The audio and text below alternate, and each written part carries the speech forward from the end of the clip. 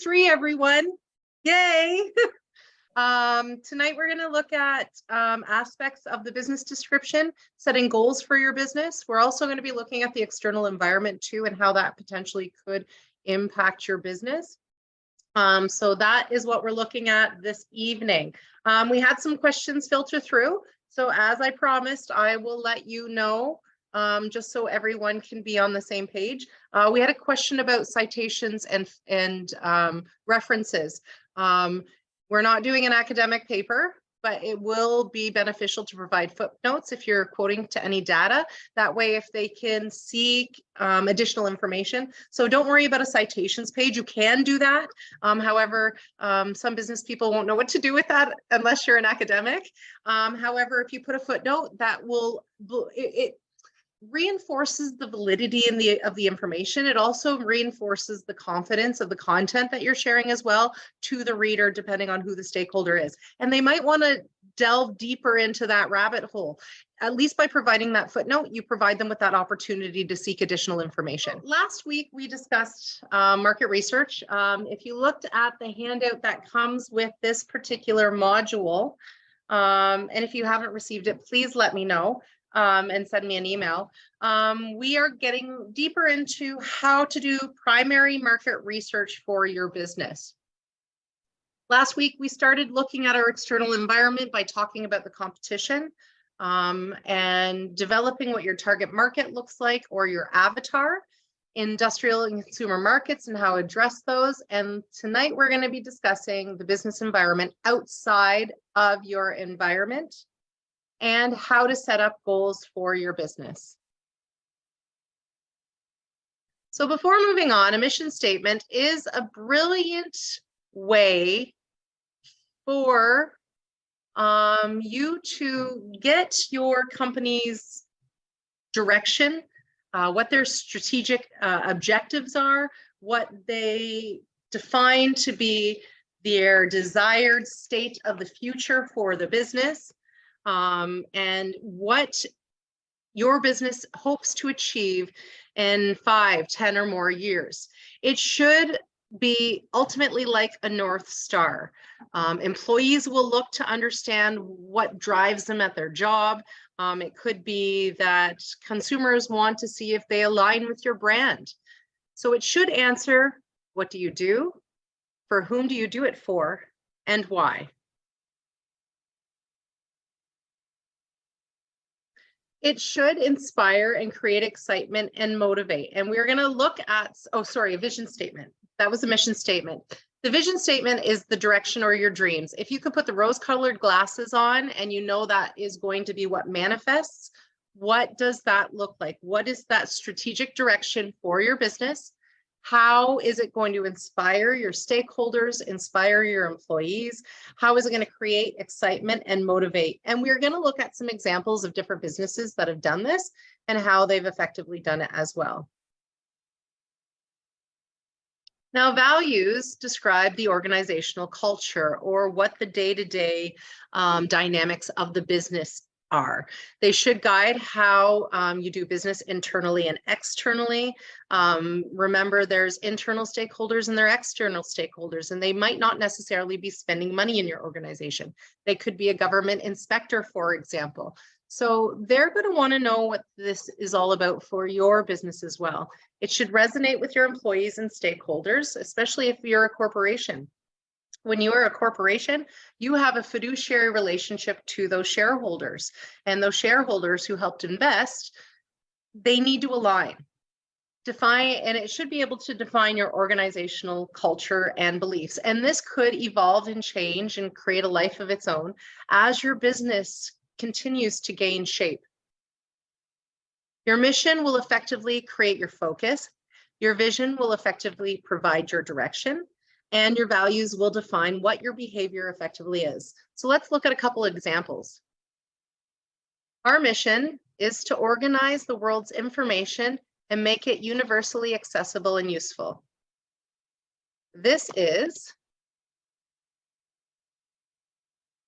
Google's mission for their brand. The mission of blank is to entertain, inform, and inspire people around the globe through the power of unparalleled storytelling, reflecting the iconic brands, creative minds, and innovative technologies that make ours the world's premier entertainment company. This is Walt Disney and the Walt Disney brand, which speaking on a side note here, the Disney brand actually started during poor economic times. They took the opportunity with having a reduction of work to build some momentum for their brand, and they used their idle time effectively to channel their creative juices and get this brand and business up and going and start creating movies. And we can see where it evolved as a result of that. Excuse me. Our mission is to refresh the world and make a difference. Our vision is to craft brands and choice of drinks that people love, to refresh them in body and spirit, and done in ways that create a more sustainable business and better shared future that makes a difference in people's lives, communities, and our planets. This is Coca-Cola's purpose or vision and mission statement. So now that we've looked at a couple examples of mission and vision statements, what do you think will align with your business? How does your vision for your business provide your business direction? How does the values to your business provide fundamental supports to your mission and vision? And if it's your mission, what is your purpose? Why are you around? So this is something that you can include in your executive summary. It also can be put in your business description as well. And that will give some insight to whoever's reading it, what direction, what purpose you have as your business.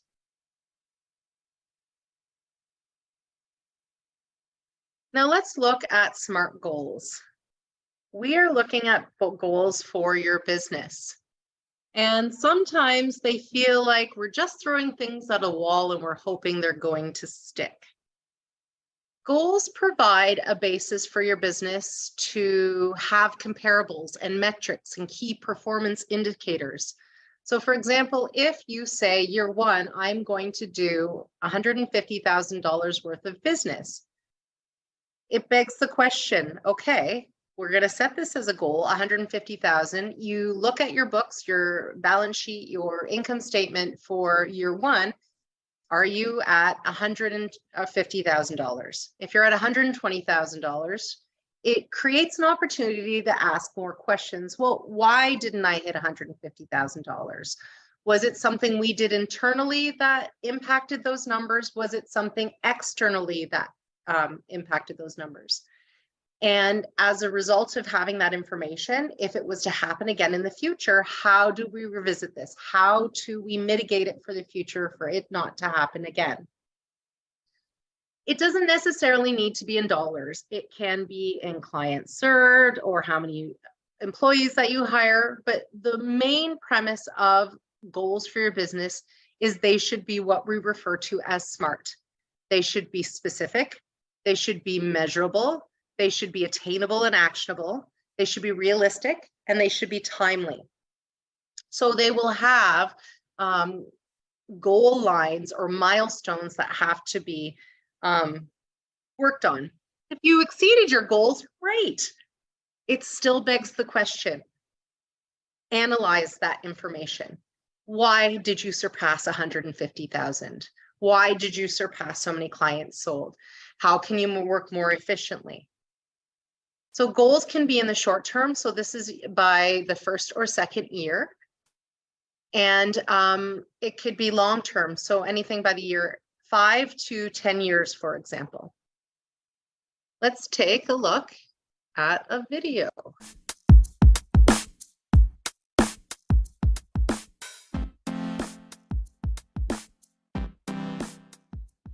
Hi, I'm Erica Olson. Today's whiteboard session is on how to write SMART goals.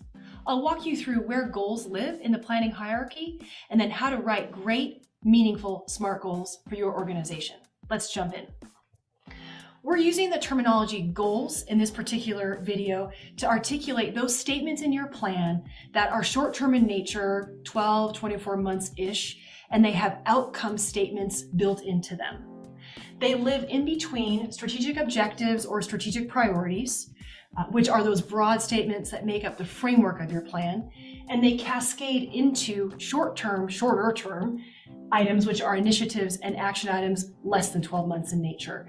You might use different words for this particular part of your plan. Either way, what we really care about is that there's outcome statements within the goals. And let's talk about that. We're using the acronym SMART because it works and it helps us write great goals. It's a little bit overdone, so we have a little bit of a twist on it, but use it, it works. Let's spell it out. S stands for specific, M, measurable, A, actionable, R, realistic, and T, time-bound, with a little asterisk. We'll get to that in a minute. Let's apply it. I'm going to take it a little bit out of order and build the goal, starting with increase, which is our A. We like to see goals start with verbs that have motion. Actionable. Specific. We want to know what the goal means when we read it again in a month or 2 months. Clarity over brevity. Measurable. Numbers are measurable. Use them if you have them. This is your outcome-based area in your goal statement. T, time-bound. These two need to work together. This outcome in this time frame. And then R is that the whole goal statement is realistic and doable. And our little twist over here, this is our why. Don't oversmart your SMART goals. Have a little heart, a little passion. Why is this goal important? Make sure to add a phrase that explains that. So great SMART goals also have a meaningful commitment with the following items. Somebody owns it. We're really clear about what success looks like, and we're clear about when success is going to be achieved. That's all we have for today. I hope this helps you write SMART goals for your organization. Subscribe to our channel. Happy strategizing. So you can see by establishing goals for your organization that it gives you something to strive for. It also gives you pertinent questions to ask as to whether or not you should be doing business or not. Things like financial statements, for example, guys, should be reviewed more frequently than just once a year to see if you've hit your goals. It should be an ongoing task that you're regularly doing, at least quarterly, if not monthly. You will probably be establishing monthly budgets and goals on your income statements. So it's nice to become familiar with these dynamics on a monthly basis and not doing it just annually or once a year, like your taxes. It's something that you should become intimate with and more familiar over the course of time. Here are some objectives. And part of the reason why I showed that video too is you can see where that little push will kind of help you form these goals and these missions and this purpose for your business, from the overall objective for your organization and for individuals or specific departments. You can break this apart as much as you want. It will be applicable to your business. So with dog grooming, might say they are serving so many dogs. And you could even go and break that even smaller, small, medium, large dogs. And that way you can delve into analytics too. If you don't have a lot of little dogs, well, why is that? And that sort of thing.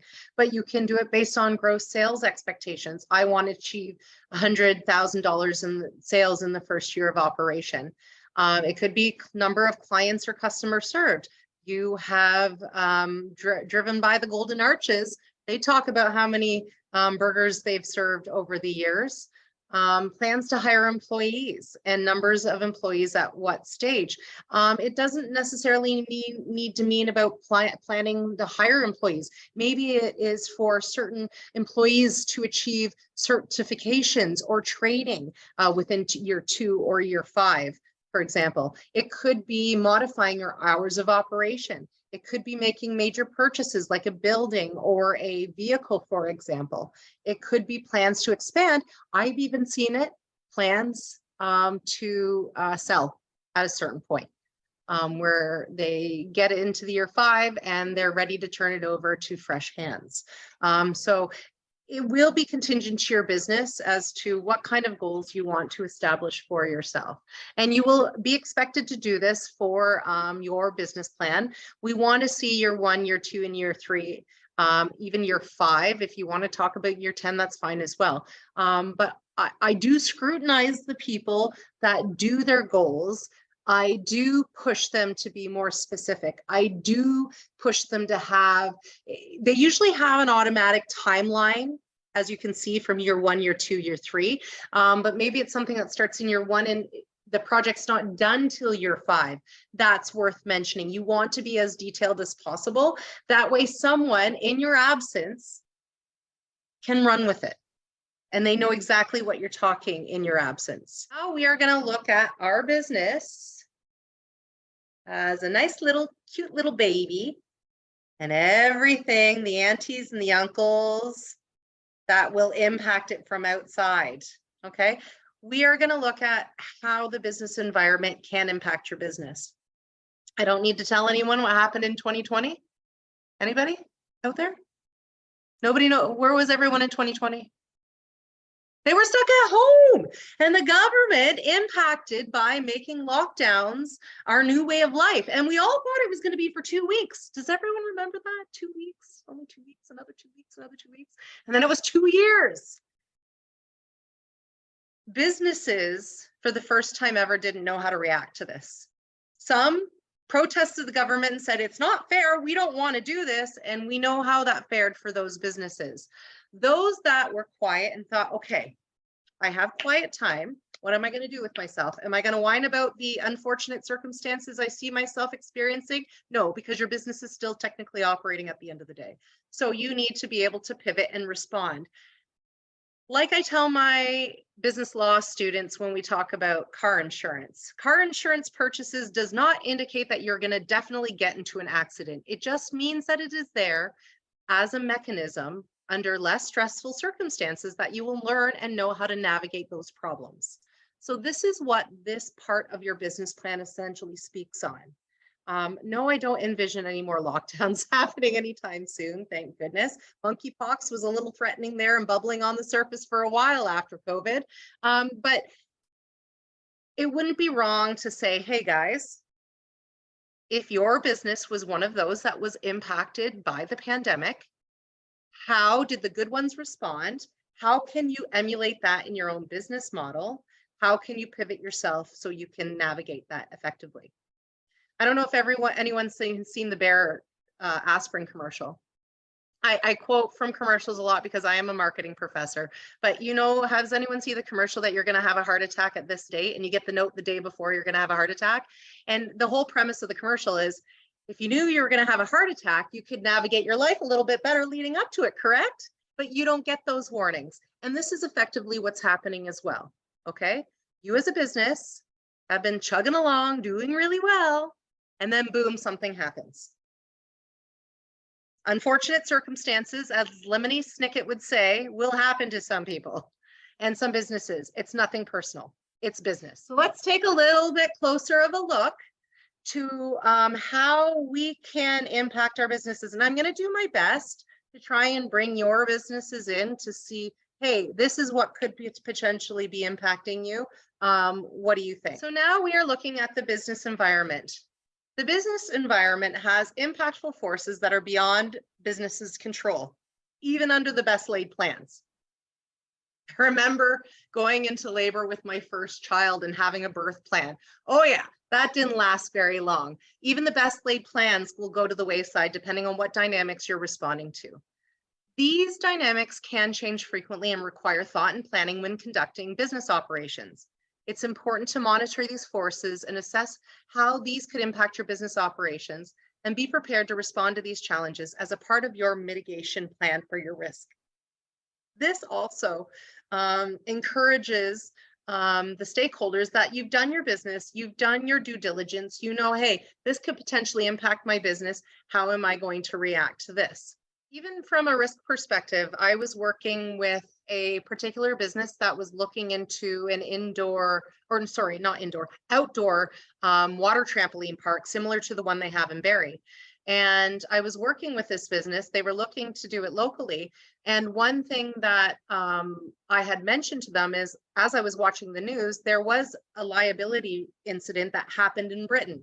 And I said, even though it happened in the UK, you can't rule it out for happening here. So once I tell my students, get into the habit of reading news, get in the habit of watching the news, get in the habit of reading current events. What is industry periodicals that you can sign up for, or even the Business Development Bank of Canada periodicals that they send out, their monthly newsletters. It gives you the opportunity to know that this is coming down the pipeline and be able to react to it accordingly. Let's watch a quick video. U.S. bearing much of that burden, small businesses. On top of mounting costs, employers are scrambling to fill positions. Today, the Bureau of Labor Statistics reports a record 11.5 million job openings in March, with 4.5 million Americans quitting that same month. And as the nation celebrates Small Business Month for May, many small businesses are still recovering from the pandemic. One of the culprits comes with rising costs of products, rather. Our reporter Emma James talked with business owners about how the struggle to get by. My invoice was like a certain amount of money. Now it's either doubled or even more than double.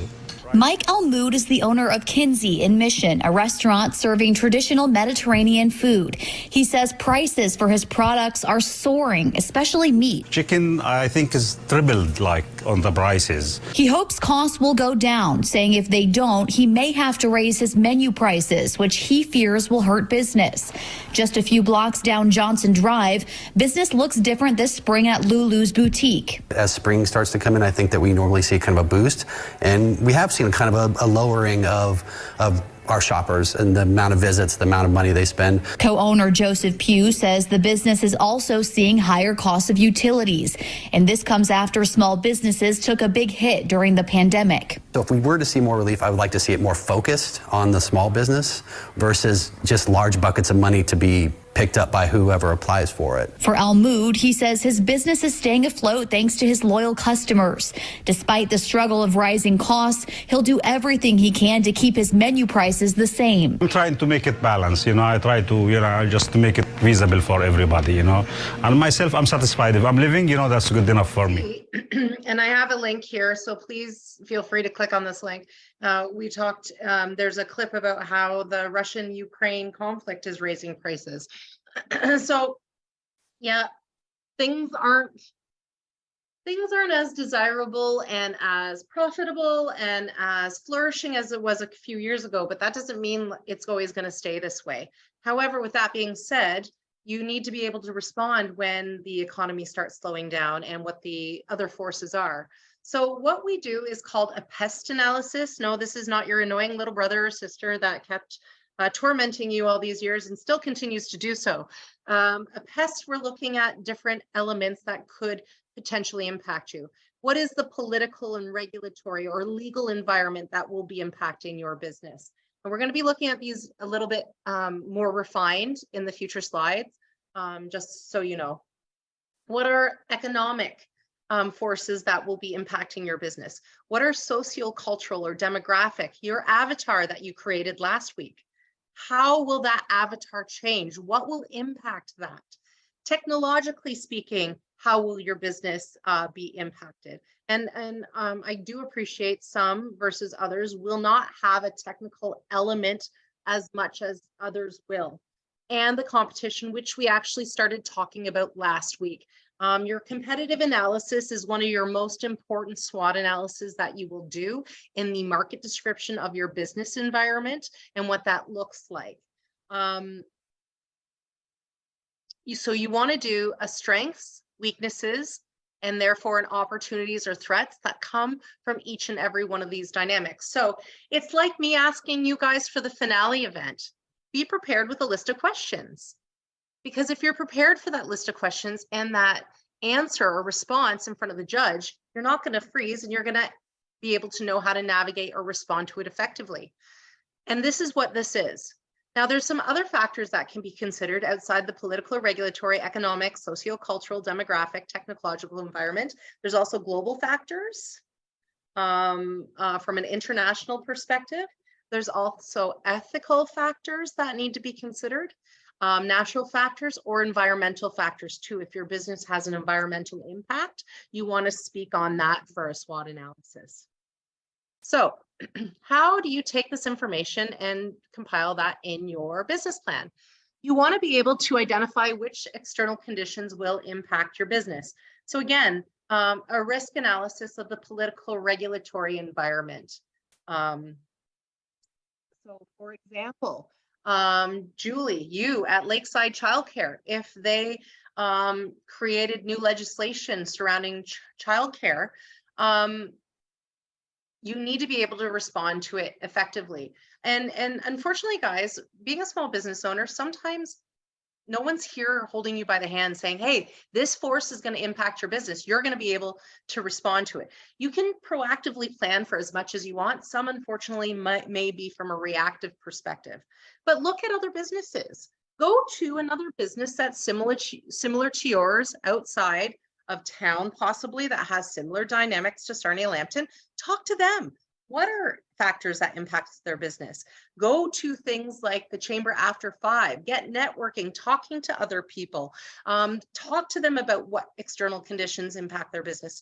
And like I said, watch the news. Sometimes if there's trends in the industry, they'll pick it up in industry publications. That will be a good way to pivot that information. Set up a system to continually monitor the relevant external influences. This could be generating regular reports, newsletters, and studies that contain up-to-date information on these conditions. For example, if you are looking for content and information about your sociocultural or your demographic forces, you might be doing ongoing survey analysis of your customer that is continuously gathering analytics and data that you can use to reapply to your business. Then you will be expected to either adjust or pivot internal operations to respond to those noted external influences. So what does the political and regulatory environment look like? This is the influence that involves laws and regulations in which a business is to comply with in order to operate. Guys, I'm not going to go deep into how our laws come about Canada, because that's a boring history lesson that you did not come here for today, although I don't mind talking about it. Anyways, we have the legislative environment, and we have the executive government, and we also have the judicial government. Whenever there is something coming down the pipeline to the House of Commons for the Prime Minister to sign off on, you know that legislation eventually might hit the pipeline. So as it goes through the Senate, as it goes through the House of Commons, know that that law, if it's impacting your business, is very close to becoming regulated by the executive branch of government. And if that's the case, then you know that law is going to be impacting your business. If you know it's coming through the Legislative Assembly, you can be able to respond to it effectively. By protesting it, by bucking it, will not help your business. You can see yourself with fines. You can see yourself with negative publicity. You could potentially even see yourself with some lawsuits if you do not comply. I don't think I need to list the local businesses that decided not to comply, for example, with the bylaw orders and the provincial orders to lock down. They were shut down, they were fined, and it was all over social media. I had another thought. Oh, when it hits the judicial branch, guys, so this is that third branch of government, when it hits that judicial branch, if it is a potential lawsuit that will create a precedent, or if there's already a precedent established, then you know it will impact your business as well. So it's best not to dig your head in the sand. It's best to keep it up and say, okay, hit me full force. What's it going to be? How are you going to respond to it? Talk to your team members. Talk to other people that you might be able to help and navigate it. From a political and regulatory perspective, it might be worth a while to talk to a lawyer that you have on your case for your file for registering your business. They have dealt many times with legal dynamics surrounding a business and the political and regulatory dynamics. So they are good insight as to what to navigate from a legislative perspective. Now, please be respectful that we do have jurisdiction at all different levels. We have the federal laws that impact It's about 10% of the population are federally regulated. This would be anyone that's in telecommunications, anything that's transportation from coast to coast. This would be anyone that's a federally registered corporation. Now, I'm waiting for the question, when do you know to register as a federal corporation? That's a great question. You know to register as a federal,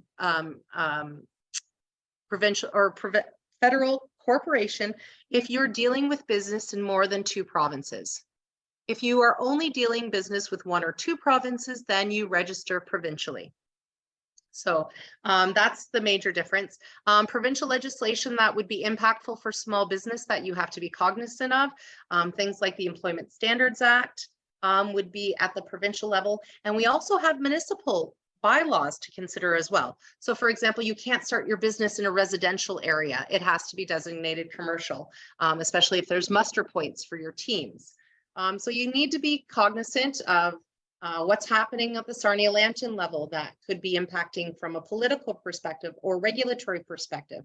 What is going to impact from a provincial perspective? What could impact my business from a federal perspective? Most of you businesses will probably be in the realms of the provincial and municipal jurisdiction. Politicians will have agendas that will impact government policies and politicians. These are the least predictable of all forces. I always get that question, hey, is there any grants out there? Well, I wish there was. And usually it is in the political realm that these grants are sitting there. Usually they are waiting for after a budget to be approved for expenditures for the province or for the country. Once that budget has come down, approximately right around this time of year, the federal budget gets released and then the provincial, then we start seeing the trickling of grants. So it is in this environment that you will see grants and what potential opportunities there are for grants. Now, please keep in mind, we do have the opportunity for grants, but we are just coming out of a pandemic where there was a lot of relief money given out. We might not see the grants prior that we did before, for example, in the 2008 economic downturn, where they had the second career program to reintegrate manufacturing employees into the workforce. We might not see that, we might, fingers crossed. But elections are indicative that these realms could change very, very quickly. Pressure groups also need to be considered because they can potentially change government policies. I remember being in Calgary and seeing all the animal protesters for the Calgary Stampede. They have to be cognizant as well. There is a story that I share with my law students. It talks about the Marathon refinery outside of Detroit. Marathon wanted to increase their operations. As a result of increasing their operations, would have required them to increase their emissions. With their increase of emissions, guys, they were not impacting the environment at all. They weren't even breaking the law, but they wanted to increase them, and people in the surrounding area, think Aaron Brockovich, started complaining and saying, no, it's not okay.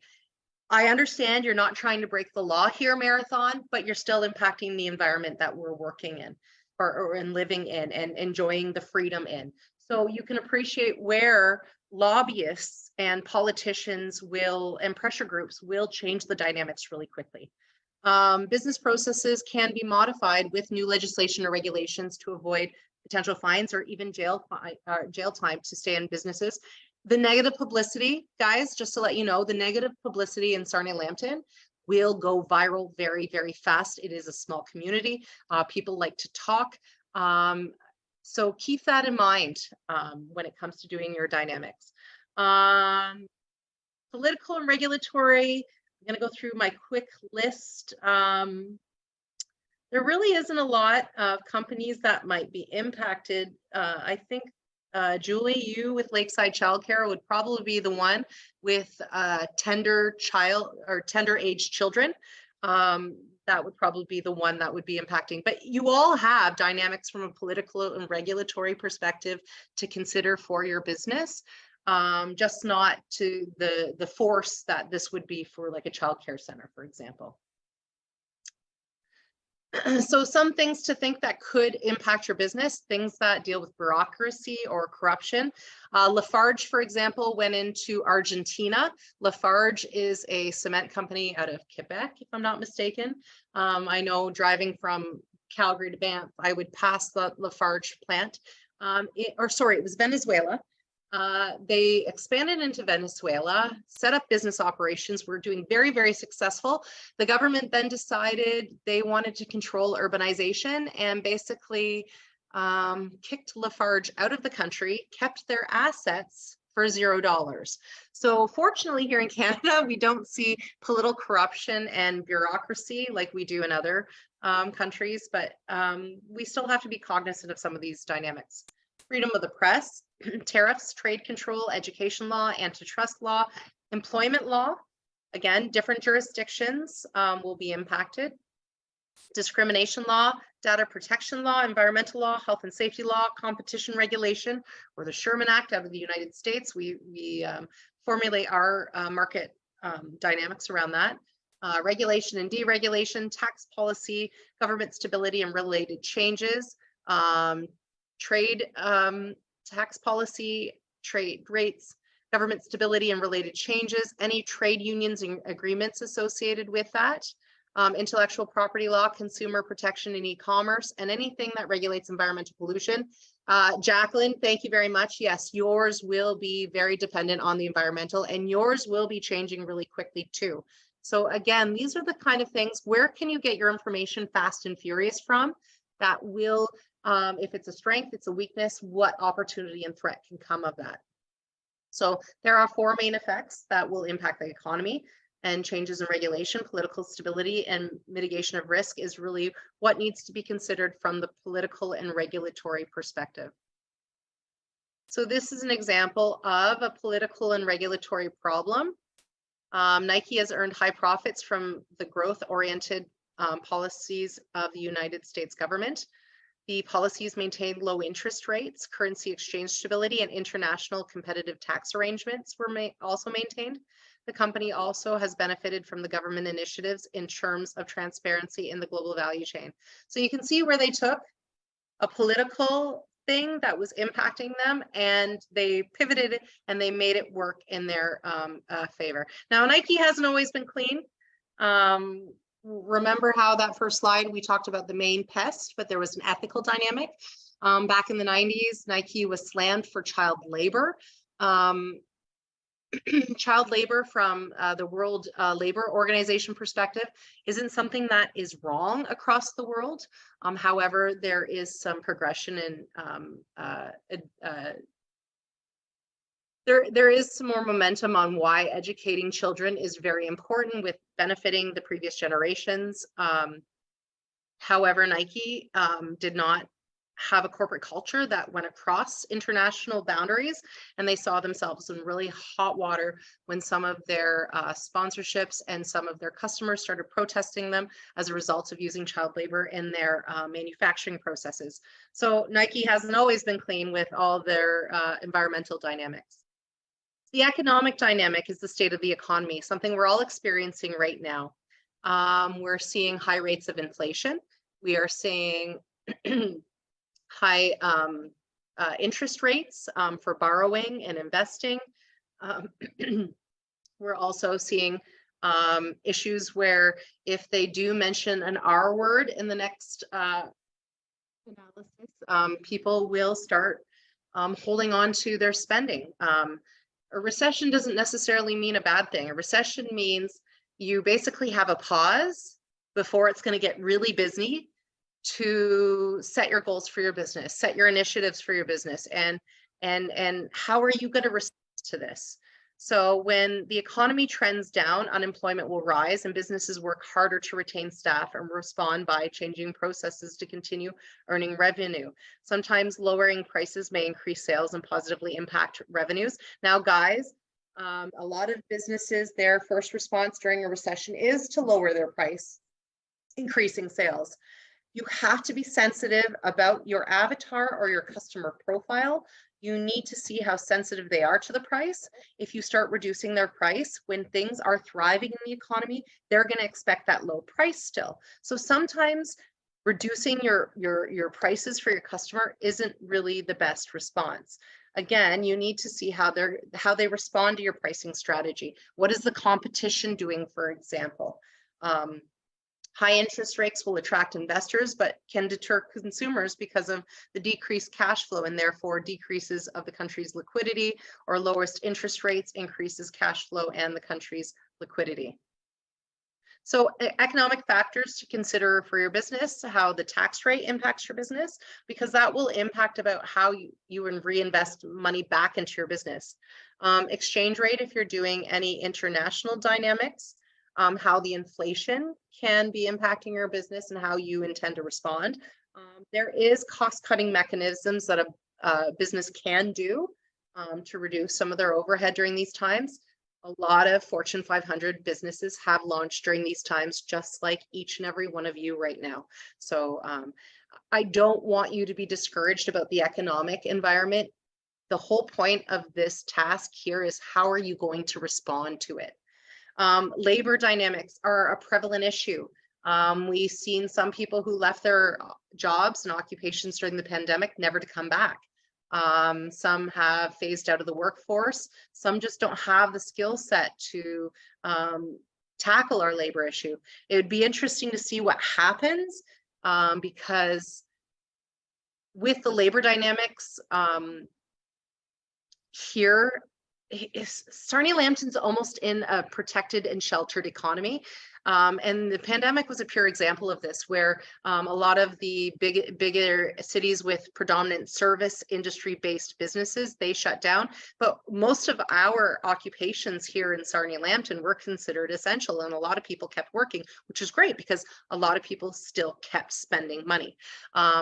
So that labor dynamic, it's a very fascinating and interesting dynamic that we're experiencing that we've never seen in history before. But again, where are you going to seek employees in your labor shortages? How are you going to try and tackle that? Demand and supply, there was significant supply chain issues once upon a time, and that was impacting the pricing strategy for some of the consumers, for example. Wages, law and policies, government activity, you can see where some of these go in hand with other forces that is going to be impacting your business. Recession doesn't mean it's a bad time for a business. It just means you need to think creatively and outside of the box, just as the people that experience themselves in lockdown during the pandemic. Again, an economic factor to consider that's positive for Sarnia is we are in somewhat of a sheltered economy. The other positive from a data perspective of Sarnia Lambton is it is an older population. That older population is retired. They still have the disposable income to enjoy luxuries like small business that you all offer. So that's something worth mentioning for this particular area from an economic perspective. The sociocultural dynamic and the demographic is really comes from what we talked about in module 1 and 2. What does your customer look like? Once you've refined that avatar or that profile, what are forces that will impact them, that will change their purchasing habits, that will change their consumption patterns, that will change what their attitudes, interests, values are? Supporting that. So this influence involves the culture in which business operates that affects the demands. The culture may dictate norms that the population is hesitant in or be able to suggest new opportunities that could be attractive for business. So can you attract consumers who can benefit your business offerings, and how is this changing? So where are the trends in the industry going? Emma is a brilliant example of this. Coming from the wedding industry myself,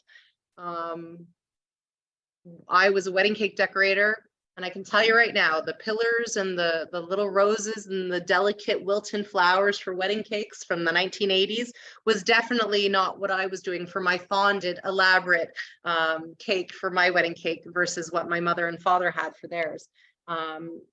Trends for dog grooming will change too, and what the customer looks like. Heck, in LA, they're dyeing dogs to look like other animals now in their haircuts. Canadian baggers, motorcycle trends for your customer. What do those look like? That could be fashion trends. That could be bike trends. Brendan Wiley, technology again is one of your major based ones, but your consumers' education level and the technology that they use to navigate complicated pharmaceuticals, for example, could be a social demographic. Legislative environment might be impacted too with how pharmaceuticals go. Lakeside childcare. What does your family look like? How is that changing? How are their needs changing? What are trends in daycares doing for programming, for example? Screaming Goat Cidery. What kind of flavors are the cool thing? I remember a few years ago, everything was lychee. Now I wouldn't, well, actually a lychee cider wouldn't be that bad, to be honest with you. But where are the palate changing? Where are the palate changing of that? One thing that works for you guys as well is you tailor to the gluten-free market.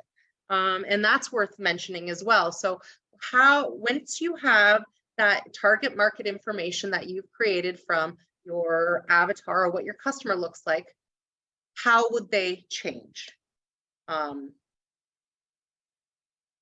So what kind of impacts are you looking at that could be impactful for them?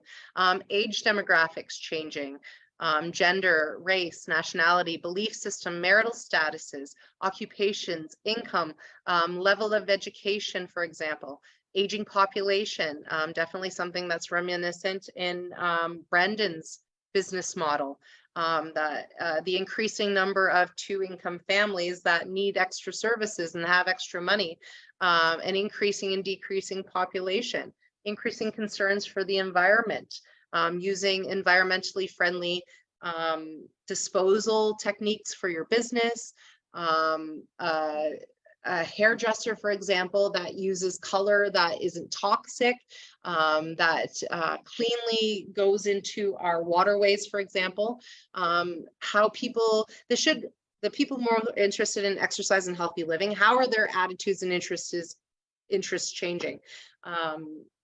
I just helped a business plan with a fitness club, and the fitness club industry has really taken an interesting change post-pandemic, because gyms, as you know, were one of the businesses that saw the extensive lockdowns happening because of the nature of their airborne business.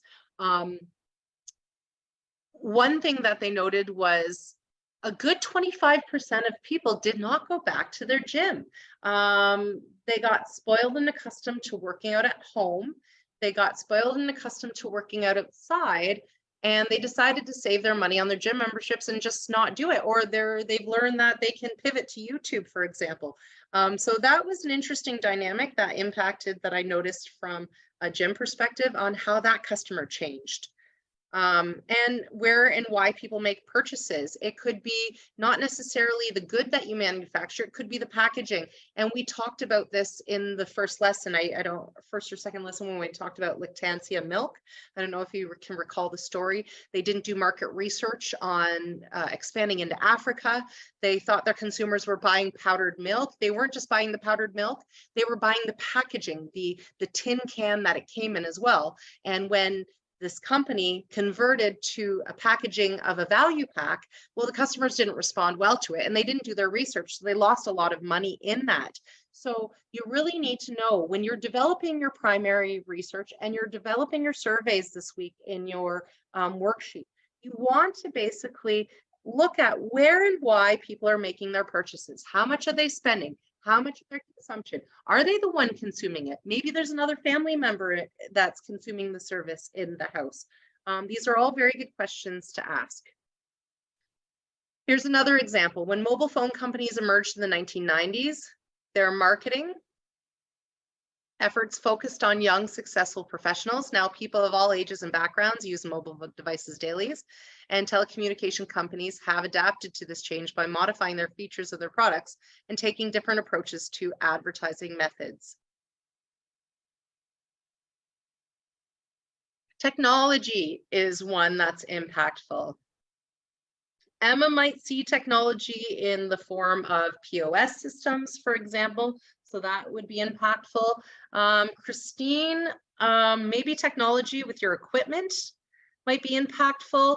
Canadian baggers technology with motorcycles, I'm sure Josephine is always constantly changing. Maybe it is the technology that you're utilizing to service the bikes. So the motorcycles and the analysis of where to troubleshoot that.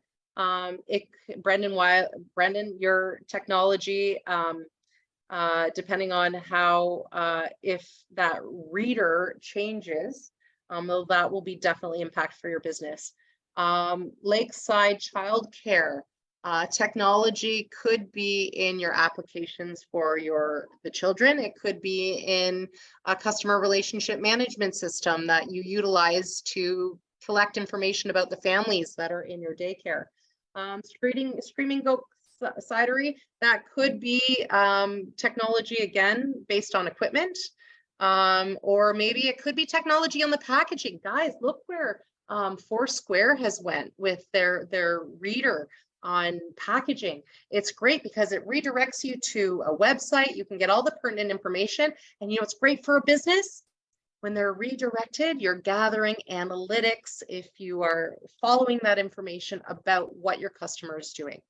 So failure to recognize and adapt new technology can be a disaster for a business. Developing and using it can be a competitive advantage. Now, guys, when it comes to technology, I used to teach e-commerce at Lambton College. And the general rule of thumb is know what your business processes are on a day-to-day business. What is your business processes daily? What are they monthly? What are they yearly? Once you familiarize yourself with what your processes are, then find an applicable technology.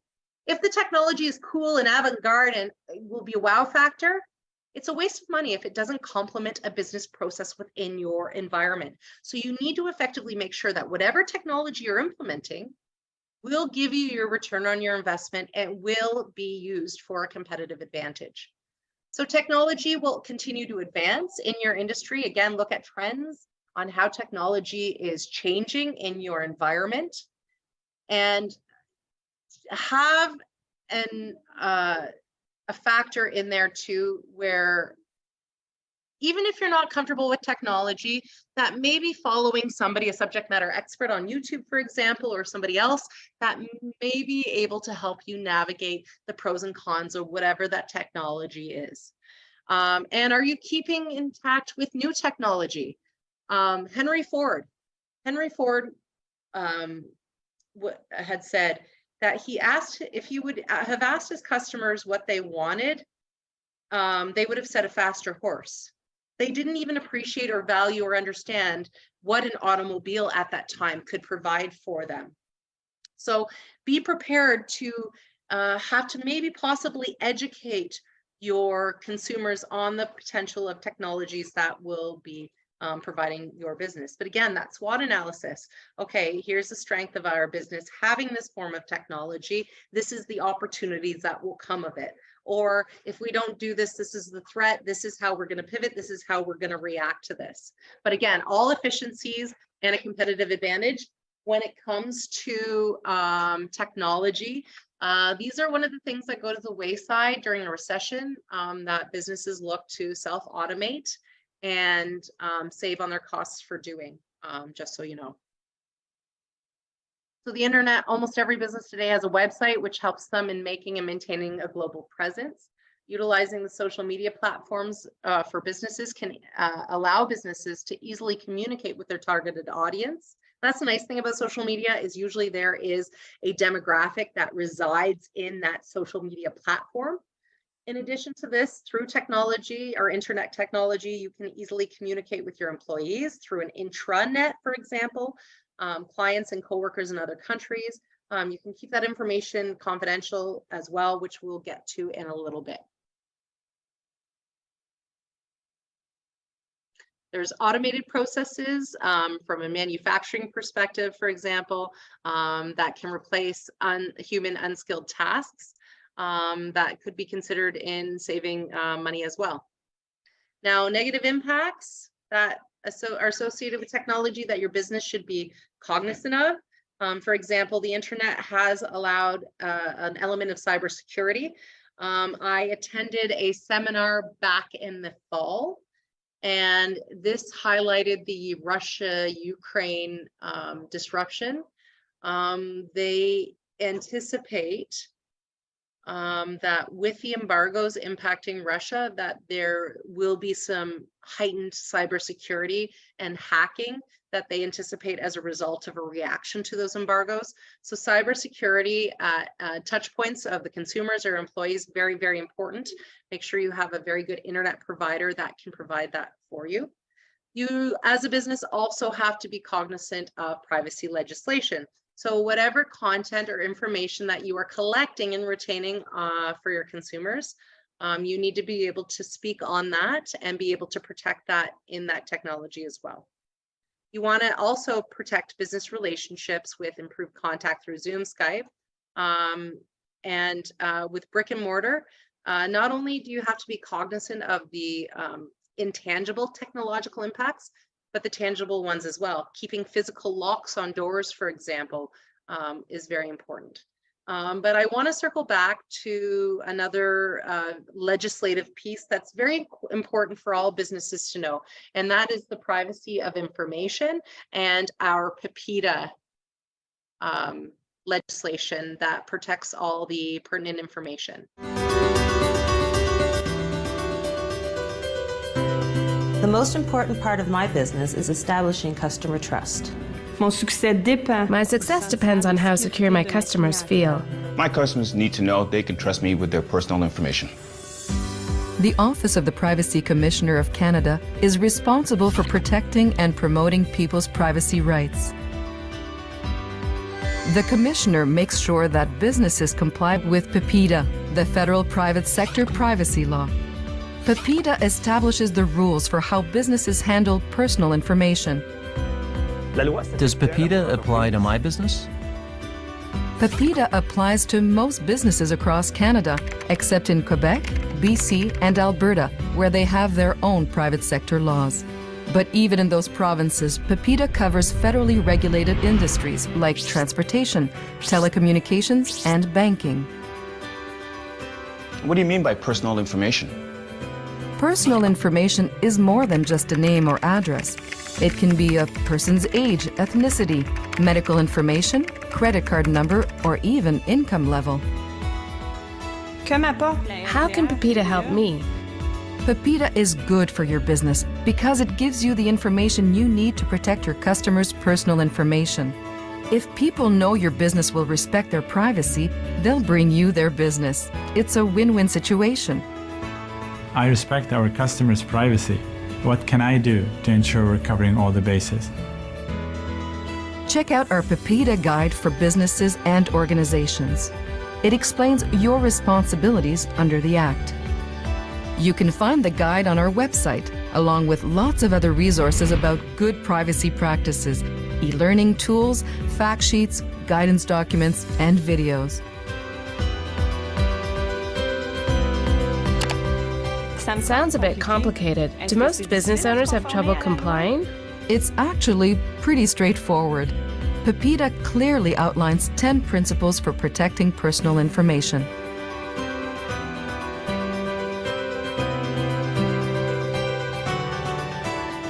What exactly does accountability mean for my business? Accountability means that you need to make sure someone in your organization is responsible for protecting the personal information you collect, and that you give that person the tools and support to do it right. Be sure to clearly explain why you're collecting personal information. What's involved in getting customer consent? Do your best to make sure your customers understand how their personal information will be used and get them to agree to it. Don't collect more personal information than you need. Can I use personal information for any reason that could benefit my customers? Only use personal information for the reasons you explain to your customer. Don't keep it any longer than you need it, and be sure to dispose of it securely. Make sure that personal information is as accurate, complete, and up-to-date as possible. Protect all personal information and do whatever it takes to keep it from falling into the wrong hands. How can I show my customers that we take this issue seriously? Tell them about your privacy practices and policies. Put up signs, post information on your website, write it in a newsletter. What if my customers ask me about their personal information? They have a right to see it, so be ready. Develop a simple procedure for responding to requests and get back to them as quickly as possible. Let your customers know what they can do if they have concerns or further questions about how you handle their personal information. Visit our website to learn more about privacy rights and practices that can work for you and your customers. At the Office of the Privacy Commissioner of Canada, we protect and promote privacy rights because good privacy makes good business sense. Again, remember, whatever technology that you are prepared to utilize within your business, you need to be prepared to protect whatever information that you are saving. Now, we kind of talked about this last week. This is one of the major things that we look at when it comes to the business plan. Are you very familiar with what your direct and indirect competition looks like? It's important to assess what the competition's competitive advantage is and find out where that hole in the market is that you can fit in to make yourself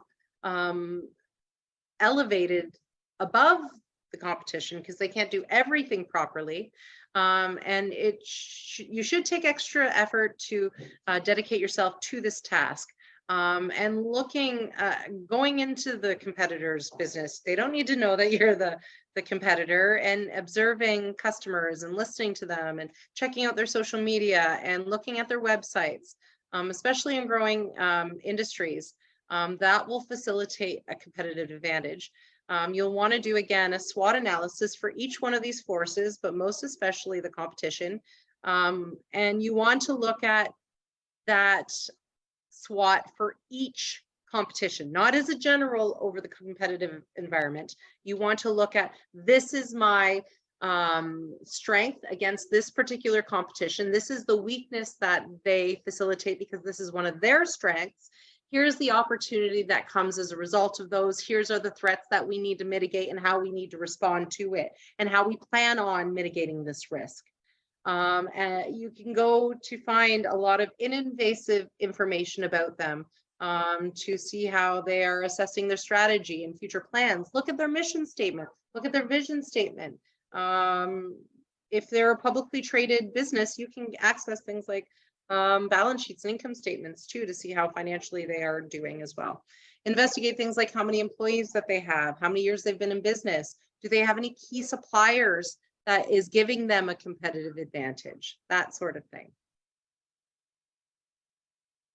Other factors to be cognizant of, global factors. Keep track of both domestic and international issues. We're going to be watching Europe very close. As we know, Finland yesterday became a member of NATO. It's a big deal.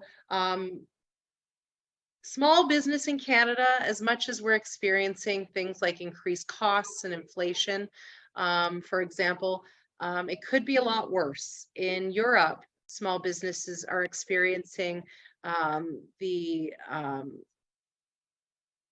choking of the political discourse going on over there, and their energy costs are far above ours. And some small business owners have been forced to shut down as a result of surging energy costs they cannot keep up with. And those global factors are trickling down to our costs. Well, gas looked really good when I looked at it today. But we saw where they went around during the pandemic, right? And if things continue to escalate and our reserves get impacted as a result, consumer trends and economic status can change as a result of these. The one that refreshing thing about the pandemic was everybody was experiencing it. It didn't matter the economic status. It didn't matter the geographical realm that you were in. Everybody was impacting it. Everybody was trying to come together and say, how do we work through this? Ethical factors like employees, suppliers, social groups that impact ethics and morals of the organization. Guys, I'm sorry, guys. They're goofing around.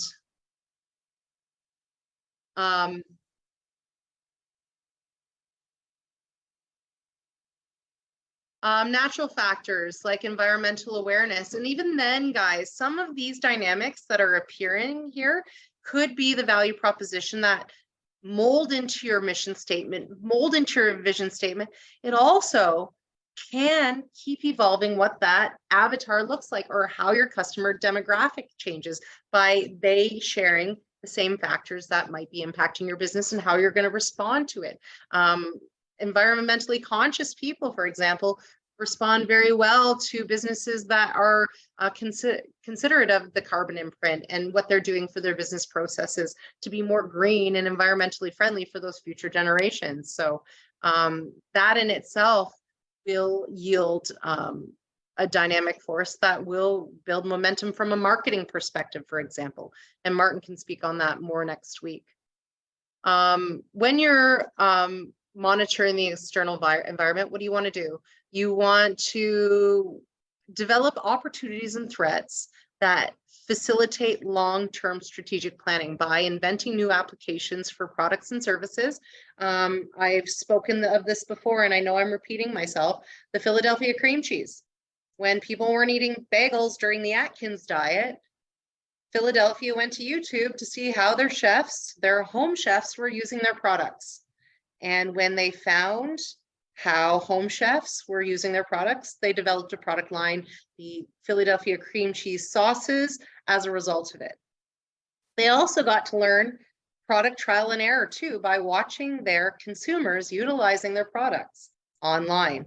And here's what's great about this too with social media. These individuals, the consumers, are the ones spreading the word about your businesses. And what's great is you probably are more apt to believe somebody who's a consumer or a normal person like us versus a marketing tagline that's being driven down your throat by a marketing ad agency. So look to your customers. One of your primary research is how are we using our products and services? How can we make it better? What are we doing really well? Find new sales and distribution channels. I'm always encouraging businesses to think out of the box when it comes to logistics. Hey, if you are requiring refrigerated trucks to transport your services to a depot or a warehouse that it gets distributed, who else can you partner up with to maximize on the sharing of those costs? Always think to scratch each other's back. Even the competition, guys. The competition can be very beneficial and helpful as well with helping you build momentum for your business. Rethink internal processes to adapt. Now, when you're rethinking internal processes, you've got to know what your internal processes are already before you go re-engineering that. And then find the complementary technology that enhances that. Provide employees with upgradable, sellable sales skills.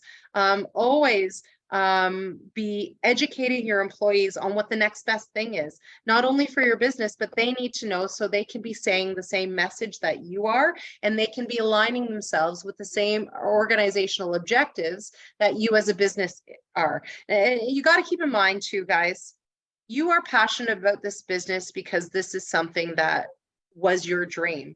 Unfortunately, sometimes the employees that come to work for us do not share in that same dream. But if you foster that environment of education, continuous training, if you foster that environment of intrapreneurial spirit, you can get your employees on board with being consistent with the deliverables that you represent for your business. And analyze and disseminate internal information effectively and constantly look at that information. For example, you should not be looking at financial statements at tax time. It should be a regularly monthly occurring thing that you're constantly analyzing. Are you hitting your goals? If you're not, why not? So you have to do a SWOT analysis for each and every one of the dynamics that are in the PEST Mainly the political regulatory environment, the economic environment, the socio-cultural environment, the technological environment, and the competitive environment. And these guys, when it comes to this, like obviously talk freely in paragraph proper sentences when it comes to the dynamics of the environment. But when it comes to the SWOT analysis, you can simplify things for a chart, especially the competition. This is the competition. Here's the strengths from this particular competition number 1. This is the weaknesses. This is the opportunities, the threats. This is what I'm going to do for competition number 2, competition number 3, each and every single one of them. You're going to pretend like they are the only other competitor on the market. And through that exercise, we'll reveal external factors that will provide opportunities and threats, or internal factors that will foster threats that you merely just need to be able to respond to. Not only that, but in some dynamics, is if it's severe and significant. For example, let's talk about Lafarge going into Venezuela. That political risk might reevaluate whether you want to go into that particular market at all or not in the future if you go to expand your business. So that is it today for what we are talking about for market description and business description. So the main thing to come of this is your goals for your business and how you're going to react to your competitive analysis. Now, any other project that I've been on, there's usually a risk component after. This is the risk that could be impacting my business, and this is the reaction. And basically, that's what you're doing with your external environment. This is you as the business. What is going to be coming at you? How are you going to be able to respond? The more you're able to respond and pivot, even if it's hypothetical, guys, because you never know when a lockdown is going to happen again. It just shows to the stakeholders that are investing or reading your dynamic that they feel confident that you know what to do in these trying times and that you can manage yourself under pressure. Because it's not like the bear commercial. They're not going to give you a little note in the mailbox to let you know you're going to have a heart attack and this is how you need to respond to it. You just need to be able to forecast what could be impacting your business and look at other businesses. Guys, do a Google search about bigger businesses, larger companies that are similar to yours. What have they dealt with over the years? Have they made poor marketing decisions? Have they dealt with competitive reactions? What did they do during the recession?